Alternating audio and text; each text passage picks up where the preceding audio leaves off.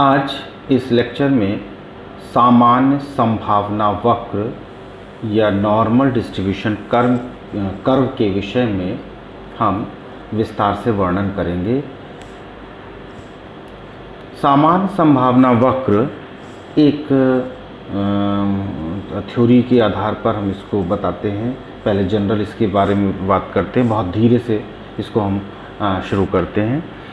सामान्य वितरण एक दर्शन है जिसके अनुसार संपूर्ण प्रकृति में एक रूपता पाई जाती है। प्रकृति के विभिन्न क्षेत्रों में वितरण निम्नतम से उच्चतम सीमाओं के बीच विभिन्न श्रेणियों में होता है। मतलब जैसे ये ग्राफ बनाया, अभी हम आगे बताएंगे कि ये ग्राफ कैसे बना है। निम्नतम से उच्चतम पर गया और उच्चतम से निम्नतम तक आया। ये प्रकृति के विभिन्न क्षेत्रों में इसी प्रकार का ग्राफ मिलता है। अभी बहुत सारे उदाहरण लेंगे तो ये क्लियर हो जाएगा। प्राणी जगत में सूक्ष्मतम जीवधारी एमीबा, पानी में एक छोटा सा जीव होता है जो माइक्रोस्कोप से देखा जाता है, बहुत छोटा अमीबा, और से लेकर हजारों टन वाली व्हेल मछलियां देखने को मिलती है। वो सबसे छोटा हो गया और व्हेल सबसे बड़ी हो गई। परंतु अधिकतर प्राणी इन दोनों सीमाओं के बीच होते हैं। मैक्सिमम प्राणी ये होंगे जो सबसे छोटा प्राणी है और सबसे बड़ा प्राणी है, उसके बीच में जो लाई कर रहे हैं, एग्जिस्ट कर रहे हैं, उनकी संख्या सबसे ज़्यादा होती है। परंतु अधिकतर प्राणी इन दो सीमाओं के बीच होते हैं।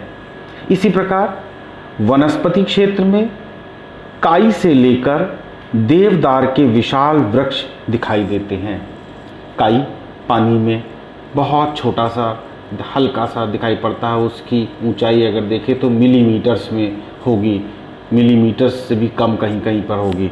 और देवदार का वृक्ष सैकड़ों फीट तक हो सकता है। तो ये हम वनस्पति के क्षेत्र में देख सकते हैं। गेहूं की बाली और बड़ी, ठीक है, सरसों का पेड़ और बड़ा, अरहर का पेड़ और बड़ा, इस तरह से देखते जाएं तो छोटे से बड़ा बढ़ रहा है, ठीक।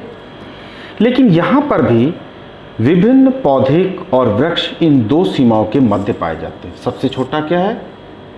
ब्लू ग्रीन एल्गे, और सबसे विशाल क्या है? देवदार का वृक्ष। हो सकता है कोई और भी वनस्पति आपको मिल जाए, लेकिन हम अपनी जानकारी के हिसाब से बता रहे हैं कि सबसे छोटा और सबसे विशाल। मानव जगत में भी शारीरिक, मानसिक आदि विभिन्न शील गुणों की उच्चतम और निम्नतम सीमाएं देखने को मिलती हैं।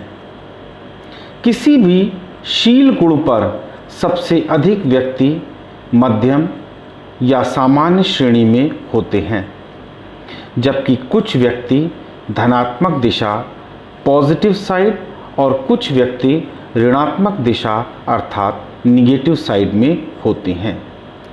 जैसे जैसे मध्य से धनात्मक या ऋणात्मक दिशा की ओर आगे बढ़ते हैं, ये संख्या निश्चित क्रम में घटती जाती है तथा यह क्रम अनंत तक चलता रहता है। उसके बाद ये लिमिट अगर हम आगे देखें तो अनंत तक चलती जाती है। यदि इन उपलब्ध आंकड़ों का आवृत्ति वितरण तैयार करके आवृत्ति बहुभुज बनाया जाए तो उसकी आकृति घंटाकार बेल शेप्ड बनेगी। कोई भी वितरण अगर हमारे पास है और हम उसका ग्राफ बनाएं, कर्व बनाएं, तो हमें ये बेल शेप कर्व ही बन रहा है, बेल शेप्ड कर्व बनता है। वितरण के ऐसे स्वरूप को ही सामान्य वितरण, नॉर्मल डिस्ट्रीब्यूशन कहते हैं। इसे ही नॉर्मल डिस्ट्रीब्यूशन कहा जाता है और इससे जो कर्व बनेगा वो नॉर्मल डिस्ट्रीब्यूशन कर्व कहलाता है। अब एक उदाहरण हम लेते हैं। देखो यहाँ पर वर्गांतर लिया है और आवृत्तियाँ लिया है। वर्गांतर क्लास इंटरवल में 30-34, 25-29, 20-24, 15-19, 10-14, 5-9 और 0-5 क्लास इंटरवल 5 का है। और उसके सामने फ्रीक्वेंसियाँ दी हुई हैं। 30-34 के सामने 3, 6, 9, 12, 8, 5, 2।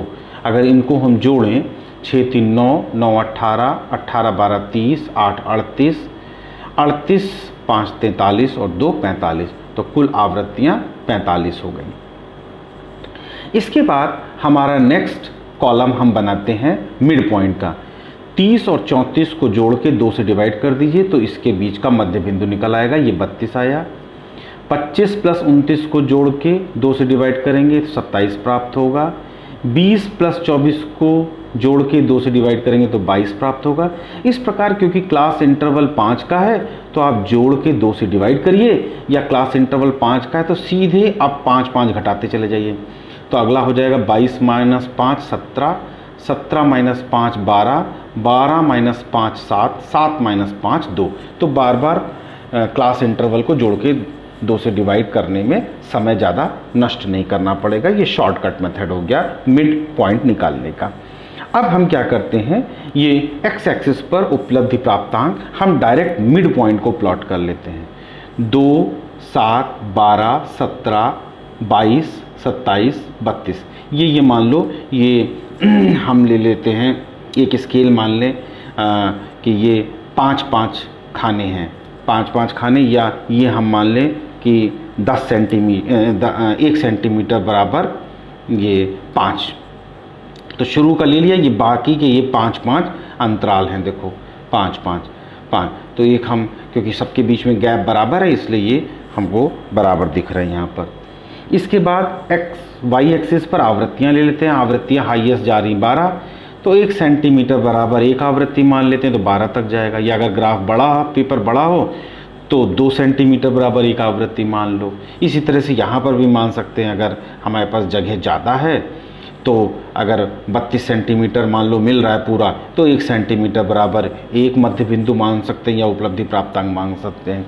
ये जैसा हमारे पास ग्राफ पेपर की डायमेंशन उपस्थित हो उस तरह से हम मान के कर सकते हैं।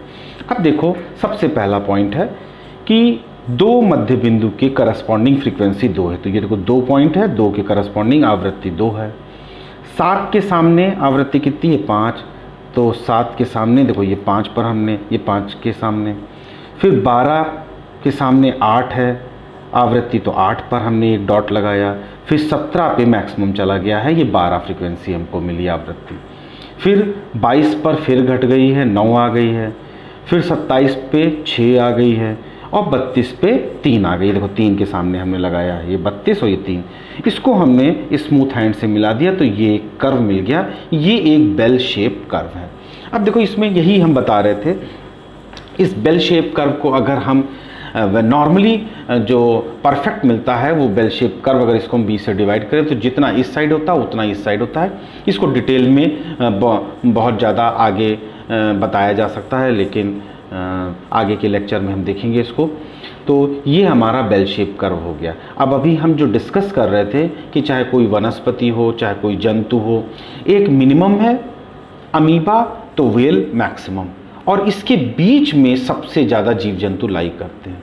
इसी तरह वनस्पति में एक काई है, एल्गे है, और दूसरा एक देवदार का विशाल वृक्ष है।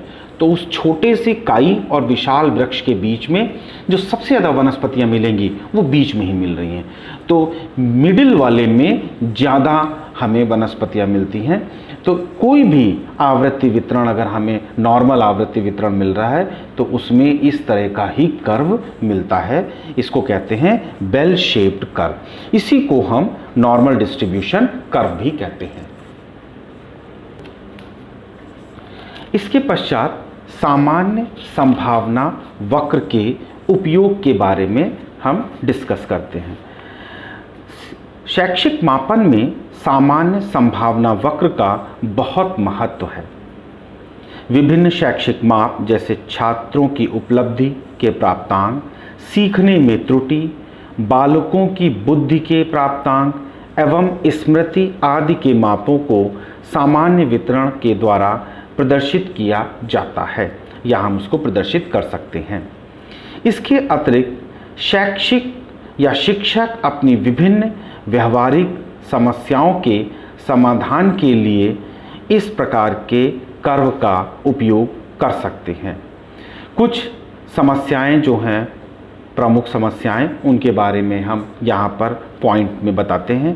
पहला है, किसी वितरण में दिए गए विभिन्न प्रतिशतों के लिए प्राप्तांकों की सीमाएं निर्धारित करता है। अगला पॉइंट है, किसी सामान्य वितरण में दी हुई सीमाओं के मध्य प्राप्तांकों का प्रतिशत ज्ञात करता है। ये सामान्य संभावना वक्र के उपयोग हैं। नेक्स्ट पॉइंट है, परीक्षण के प्रश्नों के कठिनाई स्तर को ज्ञात करता है।